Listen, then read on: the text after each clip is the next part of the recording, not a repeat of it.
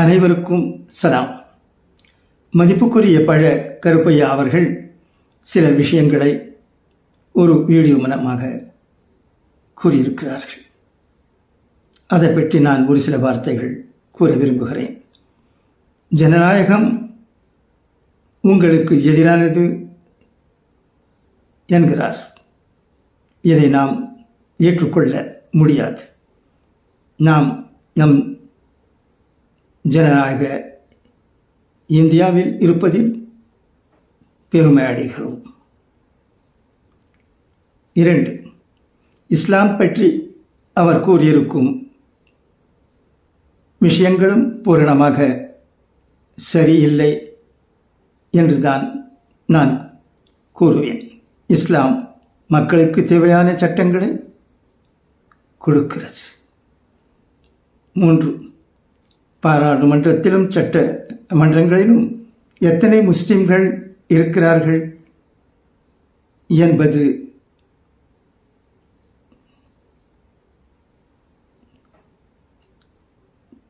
தேவையற்ற ஒரு கேள்வி.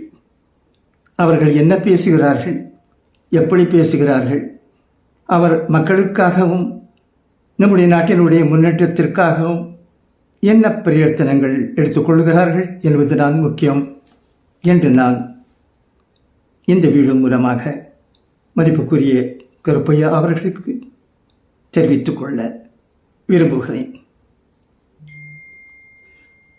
மதிப்புக்குரிய கருப்பையா அவர்கள் 30 கோடி முஸ்லிம்கள் ஓட்டளிக்க வேண்டாம் என்று சொல்லுகிறார். இதில் பொருள் இல்லை. இது முடியாத ஒன்று. அப்படி சொல்லுவதும் தவறு. அப்படி சொல்லுவது கான்ஸ்டிடியூஷனுக்கு எதிரானது என்று கூட நான் சொல்ல விரும்புகிறேன். பிஜேபியில் சிலர் மக்களை பிரித்தாட விரும்புகிறார்கள். பிரித்தாழ்ந்து கொண்டுதான் இருக்கிறார்கள். அவர்களுடைய பேச்சு எந்த விதமாக இருக்கிறது என்பதை இந்திய மக்களாகிய நாம் அனைவரும் கேட்டுக்கொண்டுதான் இருக்கிறோம். முஸ்லிம்களாகிய நாமும் கேட்கிறோம். மதிப்புக்குரிய கருப்பையா அவர்கள் முஸ்லிம்களை தனித்துவிட, ஐசோலேட் செய்துவிட, அவர்களுக்கு எந்த விதமான மதிப்பும் இல்லாமல் செய்துவிட, எந்த கட்சியும் அவர்களுடைய ஓட்டை கேட்க முடியாத நிலைமை ஏற்படுத்திவிட முயற்சி செய்கிறாரா? ஏன் கருப்பையா அவர்கள் இவ்வளவு பெரியவராக இருந்தும், அனுபவசாலியாக இருந்தும், முஸ்லிம்களையும் எல்லா மக்களையும் அறிந்தவர்களாக இருந்தும் இப்படி பேசியிருக்கிறார் என்றுதான் என் போன்றவர்களுக்கு புரியவில்லை. நாம் இந்த வீடியோ மூலமாக ஒன்றை சொல்லிக்கொள்ள விரும்புகிறேன். நாம் முஸ்லிம்கள், இந்திய முஸ்லிம்கள் 2000க்கும் அதிகமான வருடங்களாக நம்முடைய ஃபோர்ஃபாதர்ஸ் இந்த நாட்டில் இருந்து வந்திருக்கிறார்கள். நாம் அரேபியாவிலிருந்தோ, ஈரானிலிருந்தோ, துருக்கியிலிருந்தோ, அமெரிக்காவிலிருந்தோ, கனடாவிலிருந்தோ, சவுதி அரேபியாவிலிருந்தோ, வேறு எந்த நாட்டிலிருந்தோ வந்தவர்கள் அல்ல. நாம் இந்திய மக்கள். நமக்கு இந்திய மக்களோடு உறவு இருக்கிறது, பந்தம் இருக்கிறது, சகோதரத்துவம் இருக்கிறது, சமத்துவம் இருக்கிறது. நாம் பின்பற்றும் இஸ்லாமும் இதை தான் கூறுகிறது. திருமறையில் கூறப்பட்டிருக்கும் ஒரு விஷயத்தை மட்டும் நான் இந்த வீடியோ மூலமாக உங்களுக்கு தெரிவித்துக் கொள்ள விரும்புகிறேன். திருமறையில் கூறப்பட்டிருக்கிறது, யா அய்யுஹன்னாஸ் இன்னா ஹலக்னாக்கும் மின் தகரின் வ உன்சா வஜஅல்னாக்கும் ஷுஅபன் வ கபாயில லிதஆரஃபு இன்ன அக்ரமக்கும் இன்தல்லாஹி அத்காக்கும் இன்னல்லாஹ அலீமுன் கபீர். இதன் பொருள் என்னவென்றால், எல்லா மக்களும் ஓர் ஆண் ஓர் பெண்ணால் படைக்கப்பட்டவர்கள்தான். நாம் இந்த வித்தியாச வேதங்களை பார்க்கிறோமே, இவையெல்லாம் ஒரு ஐடென்டிஃபிகேஷனுக்காக தான் தவிர வேறு எதற்காகவும் இல்லை என்று திருமறையில் சொல்லப்பட்டிருக்கிறது. ஒரு முஸ்லிம் எப்போதும் யாரோடும் பொல்லாப்பு கொள்ள மாட்டான். அப்படி பொல்லாப்பு கொண்டால், விரோதம் கொண்டால், அவன் மனிதர்களை பிரித்தாட விரும்பினால் அவன் ஒரு நல்ல முஸ்லிமாக கருத மாட்டான். நான் மறுபடியும் சொல்லிக் கொள்ளுகிறேன், ஒரு இந்தியன் என்பதால் பெருமை அடைகிறேன், மிகவும் பெருமை அடைகிறேன். கருப்பையா அவர்களுடைய பேச்சால் என்னுடைய மனம் புண்பட்டிருக்கிறது. ஏன் ஒரு பெரியவர் எவ்வளவு அனுபவசாலி இப்படி பேசியிருக்கிறார் என்று எனக்கு தெரியவில்லை. இன்னும் பல விஷயங்கள் அவருடைய பேச்சு பற்றி கூறலாம். அதை நான் இன்னொரு முறை வைத்துக் கொள்ளுகிறேன். இப்போது ஒன்றை மட்டும் இந்த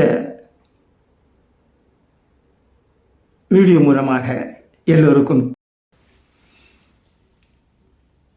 மதிப்புக்குரிய கருப்பையா அவர்களுடைய பேச்சை சிலர் கேட்டிருக்கலாம், சிலர் கேட்காமலும் இருக்கலாம். ஆகவே இந்த வீடியோடு இணைத்து அவருடைய வீடியோ பேச்சை நான் அனுப்புகிறேன். கேட்பீராக. உங்களுடைய கருத்து என்ன என்பதையும் தயவு கூர்ந்து தெரிவிப்பீராக என்று கேட்டுக்கொண்டவனாக உங்களிடமிருந்து விடை பெறுவது VM கலீலுர் ரஹ்மான் ஆகும். நன்றி.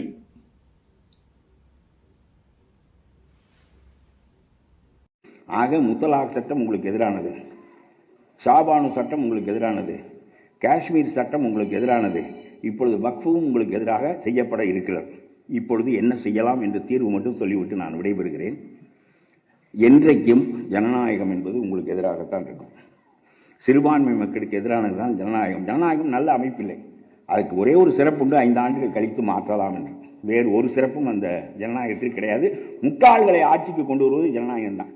அறிவுடையவன் வர முடியாது, எந்த அறிவுடையவனும் நாடாள முடியாது. ராஜாஜி மாதிரி நாடாண்டவர்கள் ரொம்ப அபூர்வம். அது வரலாற்றில் ஒரு முறை நடக்கும். மற்றபடி முட்டாள்கள்லாம் நாடாளுவார்கள். இதுதான் ஜனநாயகத்தின் தன்மை. ஆகவே இந்த ஜனநாயகத்தில் நீங்கள் இதையெல்லாம் எதிர்கொண்டு தான் தீர வேண்டும். என்ன செய்வீர்கள்? நான் உங்களுக்கு ஒரு யோசனை சொல்கிறேன். இப்பொழுது நீங்களெல்லாம் மனம் நைந்து போயிருக்கிறீர்கள்.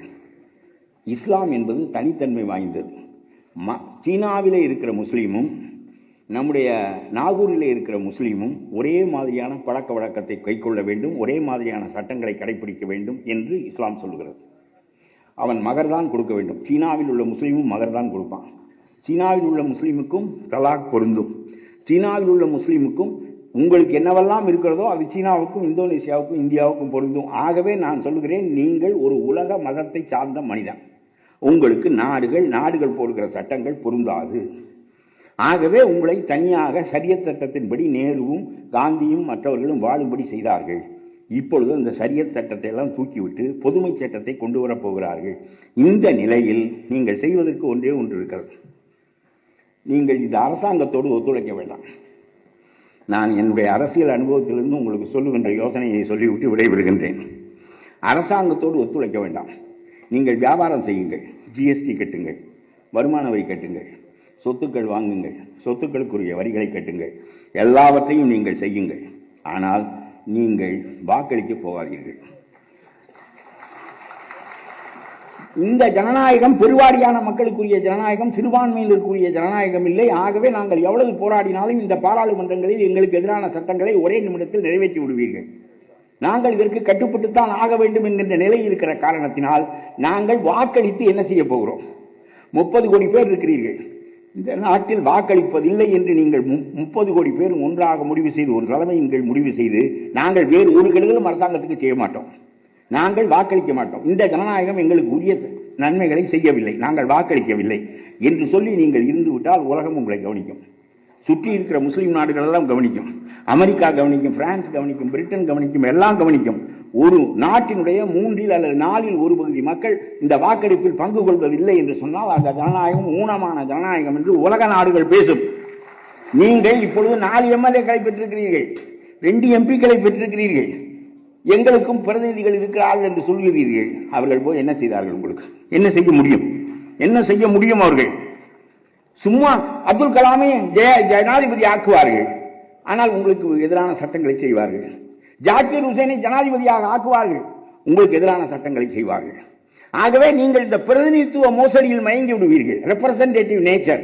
ஜாக்கிர் ஹுசைன் நம்முடைய ஆள் தானே ஜனாதிபதியாக இருக்கிறார், அப்துல் கலாம் நம்முடைய ஆள் தானே ஜனாதிபதியாக இருக்கிறார் என்று பாராளுமன்றம் வேறு வகையாக செயல்படும், உங்களை முடக்கிவிடும். ஆகவே நீங்கள் ஒரு ஹரிஜன் மேலே போவதனாலே எல்லா ஹரிஜன்களும் மேலே போவதில்லை.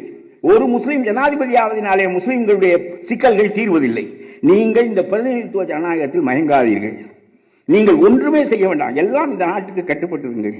ஒன்றே ஒன்று மட்டும் செய்யுங்கள். எங்களுக்கு உரிமை தராத இந்த ஜனநாயகத்தில் 4 பேரும் நாங்கள் 2 பேரும் பாராளுமன்றத்திற்கு வந்து என்ன செய்ய போகிறோம்? நாங்கள் வாக்களிக்கவில்லை. நீங்கள் எங்களுடைய உரிமைகளை எங்களுடைய விருப்பப்படி முடிவு செய்து கொள்ள அனுமதிக்கின்ற போது நாங்கள் வாக்களிக்கிறோம் என்று சொல்லிவிட்டிருங்கள். உலகம் பூராவும் கவனிக்கும். கொஞ்ச நாளில் இந்த நாடு கிடுகிடுத்து போய்விடும். காந்தி இதை ஒத்துழையாமை என்று சொன்னார். நான் cooperation with the government. Terrorism வேண்டாம், பயங்கரவாதம் வேண்டாம், வாள் வேண்டாம், துப்பாக்கி வேண்டாம், எதுவுமே வேண்டாம். நான் வாக்களிக்க வாக்குச்சாவடிக்கு வரமாட்டேன். எனக்கு பிரதிநிதி தேவையில்லை. என்னுடைய பிரதிநிதிகள் எல்லாம் போய் என்னுடைய சட்டத்தை மாற்ற முடியவில்லை. ஆகவே நான் ஒதுங்கி தனித்திருப்பேன் என்று சொல்லி ஒருவர் அல்ல, இருவர் அல்ல, 30 கோடி மக்களும் முடிவு செய்யுங்கள். இந்த நாடு 1 ஆண்டுக்குள் மாறாவிட்டால் நீங்கள் சொல்வதை நான் கேட்கிறேன்.